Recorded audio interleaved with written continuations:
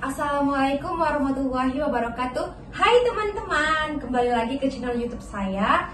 Nah, pada kesempatan kali ini saya akan menampilkan suatu podcast yang berjudul Pengaruh Kurikulum Merdeka Terhadap Proses Pembelajaran Siswa. Check it out. Nah, teman-teman, di sini saya sudah mengundang dua narasumber kita, yaitu yang pertama ada seorang siswa dari salah satu sekolah yang ada di Kota Medan yang telah menerapkan kurikulum merdeka. Kemudian narasumber yang kedua yaitu seorang guru dari salah satu sekolah yang ada di Kota Medan yang telah menerapkan kurikulum merdeka. Nah, langsung saja kita ajak perkenalan dulu ya teman-teman. Nah, di sini ada seorang siswa. Nah, boleh diperkenalkan dirinya, Dek? Ya, saya Bufali Farsdia Rahab dari salah satu sekolah di Kota Medan yang sedang menerapkan kurikulum merdeka. Saya untuk saat ini masih kelas 10 dan juga berumur 15 tahun. Oke. Berarti narasumber kita yang pertama yaitu siswa dari kelas 10 ya teman-teman, 10 SMA berarti ya, Dek. Oke, selanjutnya yaitu perkenalan kepada Ibu Guru. Terima kasih atas kesempatannya. Saya perkenalkan, nama saya Suryani, ya, mengajar di SMA, sudah menerapkan kurikulum merdeka. Nah, umur saya 49 tahun. Kalau boleh tahu guru mata pelajaran apa ini, Bu? Saya mengampu pelajaran pendidikan kewarganegaraan. Sudah berapa lama nih, Bu, mengajar di sekolah gitu, di SMA? Berkisar 22 tahun. Wow, cukup lama ya teman-teman, sudah mengajar 22 tahun. Berarti narasumber kita sangat-sangat bagus ya teman-teman, dan pastinya akan seru nih pembahasannya. Oke, langsung saja kita masuk ke pembahasan kita. Nah, langsung saja kita masuk ke dalam bincang-bincang kita nih terkait dengan kurikulum merdeka. Nah, sebenarnya kan Bu, ini kalangan pendidik, kalangan guru atau kalangan siswa, bahkan kalangan mahasiswa sendiri ada yang masih bingung nih apa sebenarnya kurikulum merdeka. Jadi langsung saja kita tanya, sebenarnya Bu, apa sih yang dimaksud dengan kurikulum merdeka itu? Nah, bahwa kurikulum merdeka itu sebenarnya adalah pembelajaran intrakurikuler, ya, intrakurikuler yang beragam, di mana proses pembelajaran akan lebih optimal. Supaya apa? Peserta didik itu memiliki cukup waktu untuk mendalami konsep atau menguatkan, ya, kompetensinya. Nah, jadi guru itu juga di samping itu memiliki keleluasaan untuk memilih berbagai perangkat pembelajarannya, ya, sehingga dalam pembelajaran itu sendiri dapat disesuaikan dengan kebutuhan belajar dan minat peserta didik itu sendiri gitu, ya.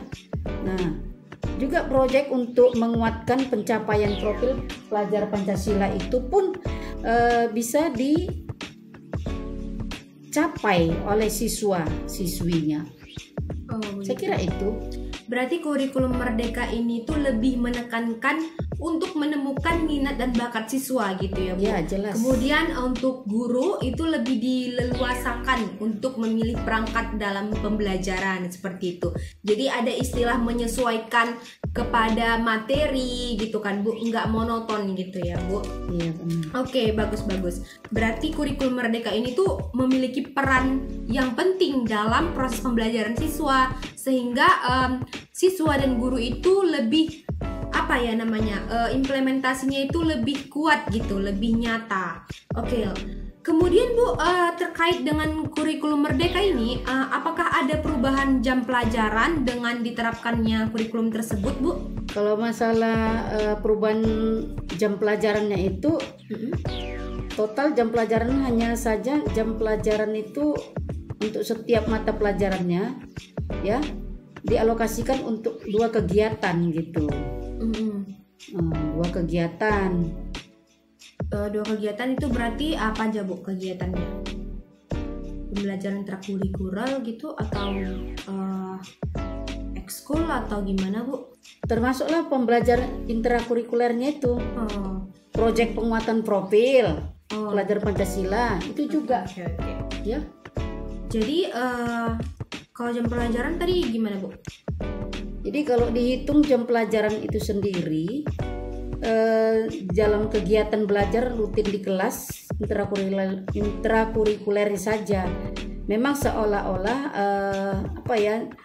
jam pelajarannya berkurang dibandingkan dengan kurikulum 2013 gitu. Oke, berarti sebenarnya tidak ada perubahan total di jam pelajaran, namun mungkin seolah-olah nampak ada pengurangan gitu ya Bu. Iya. Oke. Kemudian Bu, kalau kita bertanya-tanya gitu kadang kan, ada nggak kejuruan gitu. Nah, di sini di kurikulum Merdeka ini, apakah tetap ada penjurusan di jenjang SMA Bu, seperti jurusan IPA IPS gitu, atau bahkan ada juga salah satu sekolah yang ada di Kota Medan juga ada namanya jurusan bahasa atau jurusan agama, apakah itu tetap ada Bu? Masalah penjurusan ini di SMA tidak ada penjurusan di jenjang SMA. Oh, untuk Peserta didik akan memilih mana pelajaran. Berarti di kurikulum Merdeka tidak ada penjurusan ya Bu? Tidak. Oke. Terus? Nah, mengenai penjurusan itu memang tidak ada di jenjang SMA. Jadi peserta didik itu akan memilih mata pelajarannya sesuai kelompok ya. Jadi sesuai kelompok pilihan di kelas 11 dan 12. Jadi sesuai minat gitu. Minat Masing-masing dan siswa. bakatnya gitu. Iya. Oke, berarti kelas 10 ini tidak ada jurusan gitu ya Bu? Misalnya 10, kalau di zaman saya kan 10 IPA 1, IPA 2 gitu, atau 10 IPS 1, IPS 2. Berarti ini untuk kurikulum Merdeka ini tidak ada yang namanya 10 IPS atau IPA gitu. Iya. Tapi di pemilihan jurusannya itu di kelas 11 gitu ya 11 Bu? dan Oh. 12. Itu berdasarkan apa Bu pemilihan jurusannya? Berdasarkan minat dan bakat? Minat dan bakat anak itu sendiri. Oke, itu diukur dari mana Bu untuk mengetahui minat dan bakat siswa itu? Dari Google Formulir kah, dibuat di formnya, atau guru yang menentukan, atau siswa yang menentukan dia masuk mana gitu Bu jurusannya? Dari siswa itu sendiri. Oh, berarti minat siswa bakatnya. sendiri yang memilih dia mau jurusan apa Iya. gitu. Nah, nanti ada seleksi lagi begitu Bu. Benar. Oke, berarti sangat jelas ya teman-teman bahwasannya perbedaan di kurikulum K13 dengan kurikulum Merdeka ini di penjurusan itu tidak ada pada kurikulum Merdeka. Namun waktu di kurikulum K13 itu terdapat penjurusan seperti itu. Nah, kemudian nih Bu, saya mau bertanya lagi nih ya kan Bu, tentang apakah orang tua itu perlu gitu menyiapkan diri ketika satuan pendidikan anak mereka itu menerapkan kurikulum Merdeka, atau dalam bahasa singkatnya itu apakah peran orang tua diperlukan gitu Bu dalam proses pembelajaran siswa yang menggunakan kurikulum Merdeka ini? Iya, kalau masalah dukungan dari orang tua itu ya memang ada sih untuk siswa-siswinya ataupun untuk anaknya sendiri ya. Kenapa? Karena itu merupakan suatu kunci keberhasilan di dalam penerapan kurikulum Merdeka ya. Oke. Berarti di sini perlu gitu peran orang tua dalam memantau lah setidaknya ya kan Bu pembelajaran anak gitu. Nah, terkait dengan kompetensinya Bu, apakah orang tua juga perlu gitu mengetahui kompetensi anak? Iya, memang orang tua harus mengetahui tentang kompetensi anak itu ya. Kalau begitu Bu, bagaimana nih Bu orang tua bisa ikut turut andil gitu dalam proses pembelajaran siswa dengan menggunakan kurikulum Merdeka ini? Apakah dengan mempelajari buku-buku terkait dengan kurikulum Merdeka, atau mencari informasi dari guru guru kelas ya, wali kelas gitu? Nah, itu otomatis pertama harus dari buku, media juga ya, itu merupakan pendukung. mempelajari buku-buku teks ya yang digunakan dalam kurikulum Merdeka. Jadi pemerintah itu sendiri pun terus berupaya ya untuk menghadirkan dan menyediakan buku-buku yang memang lebih asik dan lebih menarik ya, sehingga tidak terlalu padat dan lebih banyak ilustrasinya saja yang menarik dengan tema-tema yang lebih menyentuh dan relevan gitu. Oke, berarti di sini di kurikulum Merdeka itu peran orang tua itu sangat penting gitu Bu untuk memantau proses pembelajaran anak. Benar. Setidaknya kalau misalnya ada tugas-tugas dari sekolah, orang tua harus memperhatikan juga gitu ya kan Bu. Berperan. Karena kan katanya nih Bu, saya dengar gitu dari banyak membaca majalah, melihat dari media juga bahwa di kurikulum Merdeka ini tuh lebih bersifat relevan gitu, atau dia itu terkait dengan hal-hal yang sering terjadi di dalam kehidupan sehari-hari. Jadi dia proses tidak hanya membayang-bayangkan, tapi yang dipelajari atau tugas-tugas itu juga menyentuh kehidupan sehari-hari gitu ya kan Bu. Iya, benar. Berarti harus ada komunikasi lah antara wali kelas dengan orang tua siswa, itu harus dijaga erat gitu ya Bu. Ya, tetap dijalin Untuk meningkatkan proses pembelajaran siswa gitu ya Bu. Oke, nah terakhir nih Bu, saya mau nanya ya kan untuk dari gurunya terakhir, mengapa gitu Bu proyek penguatan profil pelajaran mengapa proyek penguatan profil pelajar Pancasila ini membutuhkan alokasi waktu tersendiri? Kayak ibaratnya itu kayak tugas-tugas ya, kayak misalnya UKBM gitu kan Bu, kan itu terpisah gitu ya, bukunya dari buku mata pelajaran yang biasanya dibeli atau dana BOS. Nah ini kan ada UKBM tuh tersendiri gitu tentang tugas-tugas latihan. Nah itu mengapa membutuhkan alokasi waktu tersendiri gitu Bu? Nah, karena itu memang perlu penguatan selain intrakurikuler itu ya, ekstrakurikuler juga, serta program-program proyek penguatan profil pelajar Pancasila ini. Jadi harus perlu dilaksanakan dengan melatih, dalam artian melatih peserta didik ya untuk menggali isu nyata yang memang ada di dalam lingkungannya ya, sekitar. Artinya lingkungan sekitar itu tadi, dan berkolaborasi.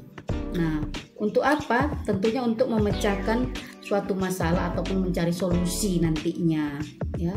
Jadi oleh karena itu alokasi waktu tersendiri dia, ya, itu memang sangat diperlukan gitu.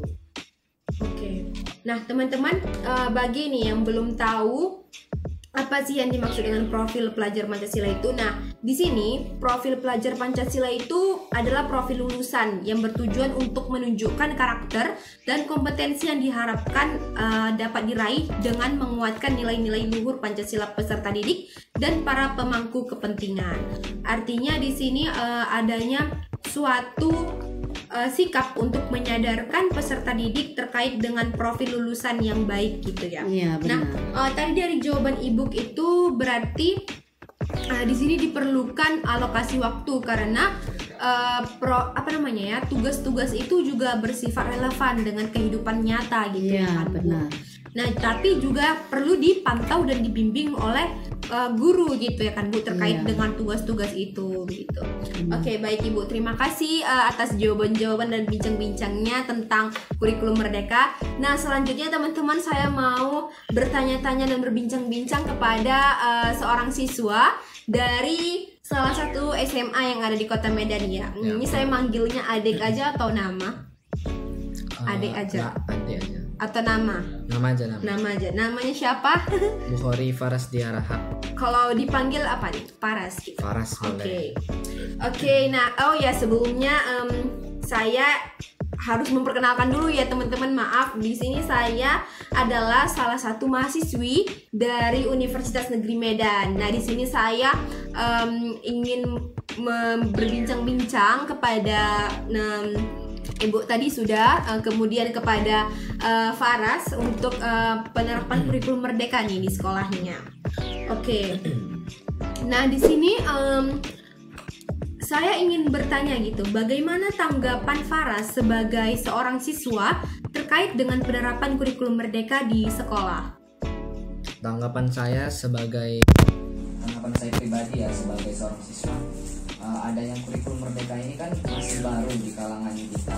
Iya. Jadi ini menjadi hal baru yang harus dipelajari lebih dalam lagi, baik itu bagi para siswanya, baik itu bagi para gurunya, karena implementasi dari kurikulum merdeka ini juga sangat banyak manfaatnya dan lebih berguna, lebih maju juga kurikulum daripada sebelumnya. Jadi lebih ada peningkatan terhadap kurikulum bagi siswa-siswinya. Oke. Ketika pertama kali gitu kan, ini berarti kelas 10, berarti angkatan pertama ya menggunakan kurikulum merdeka. Iya. Itu gimana tuh tanggapannya? Apakah merasa sulit gitu di kurikulum ini daripada kurikulum sebelumnya? Kan berarti di SMP ya, di SMP udah pakai kurikulum merdeka belum ya? Belum sepenuhnya, tapi di SMP udah ada pengenalan kurikulum merdeka. Oke. Apakah merasa kayak wah ini bakalan sulit nih, atau bakalan lebih mudah dan leluasa memilih metode pembelajaran atau gimana? Pastinya itu sebenarnya tergantung pada siswanya ya.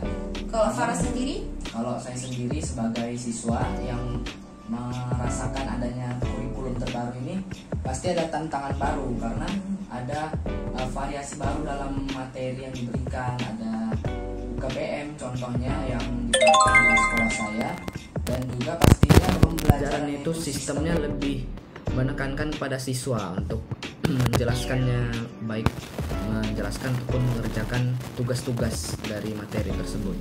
Oke, tugasnya itu lebih banyak atau lebih sedikit?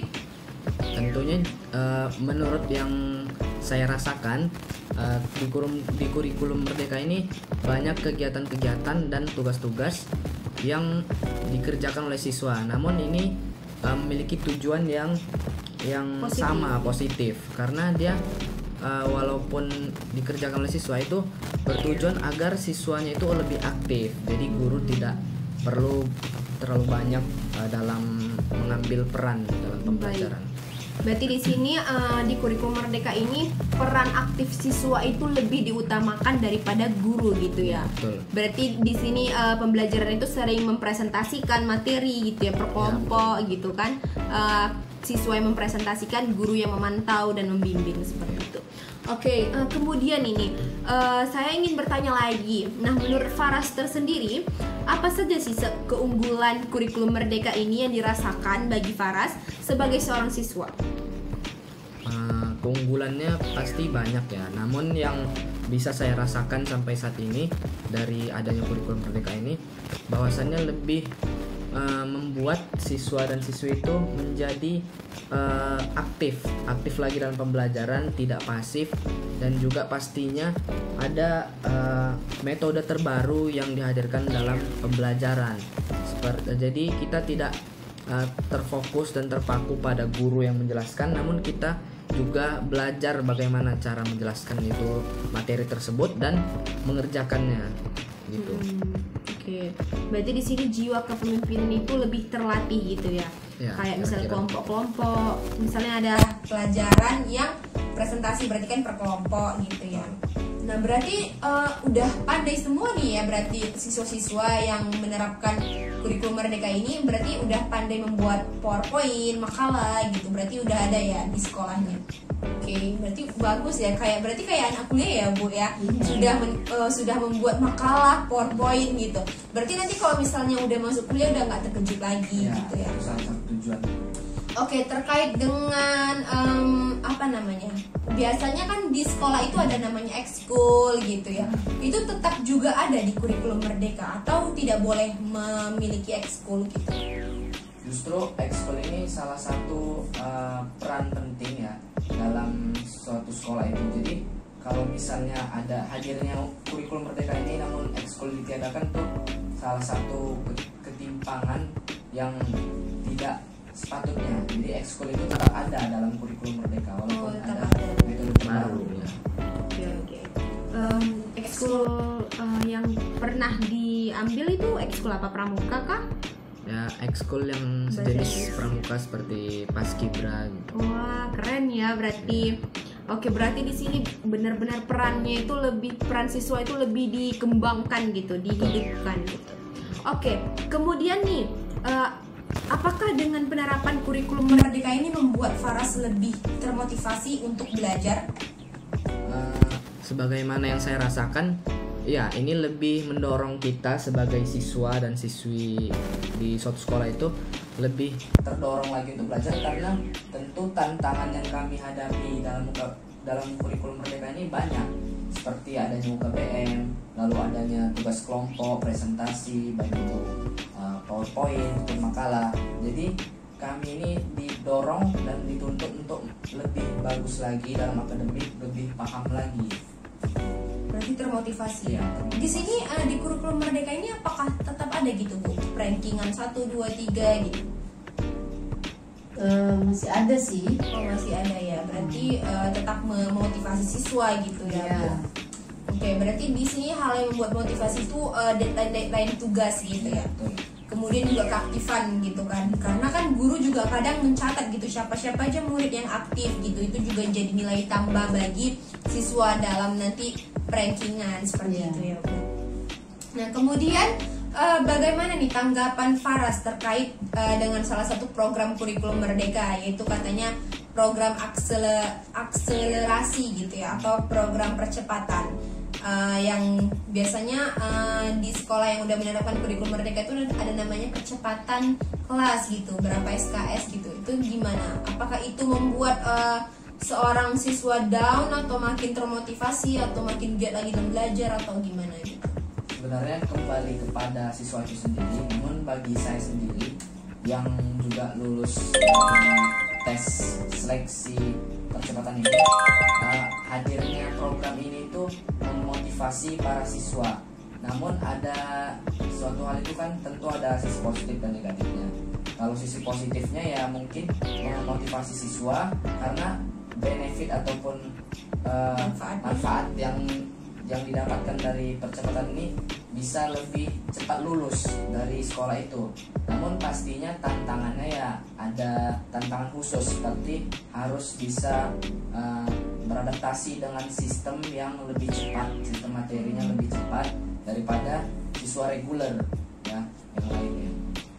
Oh, berarti ini di masalah waktu sebenarnya.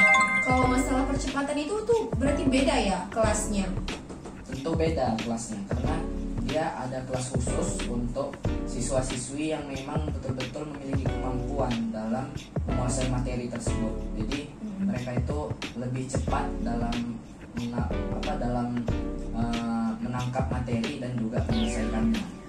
Oh gitu, berarti beda dan gurunya juga beda. Gurunya ada juga guru yang mengajar di reguler itu mengajar di SKS, percepatan, ada juga yang berbeda. Oh, berarti kalau masalah waktu ini sebenarnya berarti waktu libur pun juga dipakai ya? Tergantung dari program SKS di sekolah itu.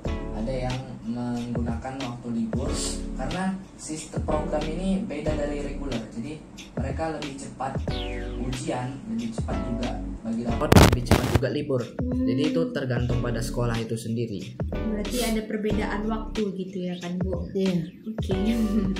Kemudian nih yang terakhir. Nah, menurut Faras sendiri nih, bagaimana proses pembelajaran berlangsung di sekolah dengan penerapan kurikulum Merdeka? Proses pembelajaran berlangsung itu ya lebih fleksibel juga, karena di sini itu tidak terpaku pada guru, jadi kita lebih aktif lagi pada siswa-siswinya.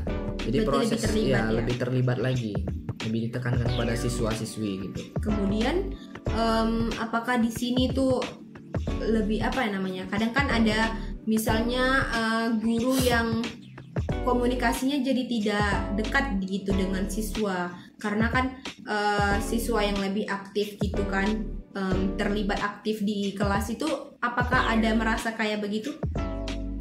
Sebenarnya tergantung juga kepada siswanya. Namun bagaimana yang saya rasakan dalam hadirnya kurikulum Merdeka ini, guru-guru ini tetap menuntut bagaimana siswa dan siswi ini aktif lagi dalam akademik, namun juga tetap memberikan materi. Jadi tidak sepenuhnya dari guru, tidak sepenuhnya juga dari siswa gitu.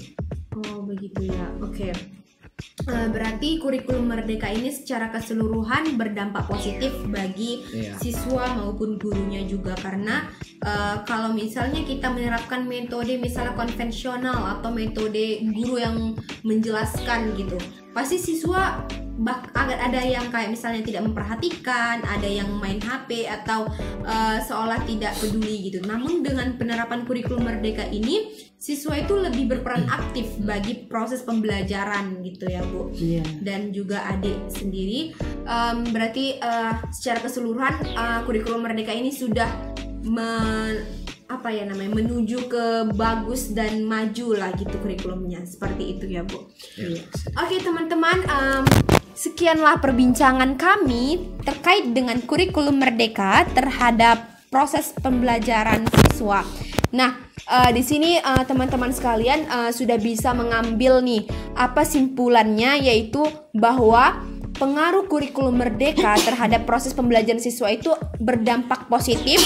Dan juga dengan kurikulum Merdeka, dengan penerapan kurikulum Merdeka ini membuat siswa dan guru itu lebih aktif lagi dalam proses pembelajaran. Siswa sendiri lebih berperan aktif seperti membuat materi, menjelaskan, bahkan sudah bisa membuat makalah.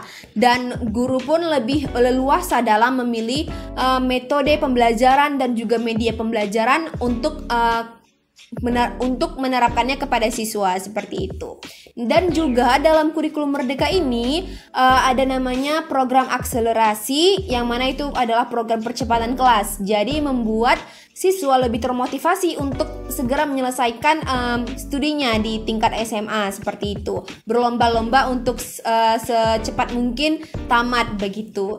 Dan juga di sini juga ada namanya tugas ya kan, tugas yang membutuhkan alokasi waktu tersendiri, yaitu namanya biasanya dikatakan di sekolah narasumber kita itu namanya UKBM, seperti itu ya. Ada tugas terpisah dari buku pelajaran. Nah, seperti itu.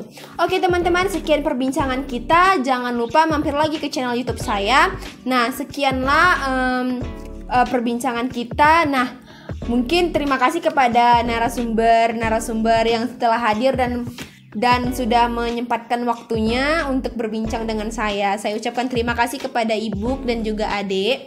Nah, sekian. Nah, boleh disapa dulu Bu dan adik-adik. Halo. Boleh disapa dulu Bu dan adik.